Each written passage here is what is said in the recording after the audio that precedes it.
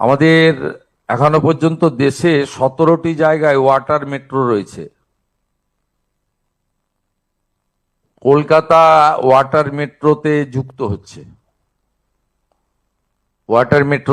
হচ্ছে। এটি আমাদের আজকের মিটিংয়ে মাননীয় মন্ত্রী এটা কনসেন্ট দিয়ে দিয়েছেন এবং ভারত সরকার 17টি আমাদের রিভার লাইন বা সি বেসড সিটিগুলোতে যে ওয়াটার মেট্রো লেটেস্ট কেরালামে হয়েছে, সেখানে আপনার আমরা এই শহর হিসেবে আমরা 18তম শহর হিসেবে যুক্ত হচ্ছি ওয়াটার মেট্রো।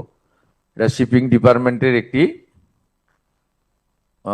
ইনিশিয়েটিভ এবং গুড প্রজেক্ট, যেটা ইতিমধ্যে 17টি সিটিতে চলছে।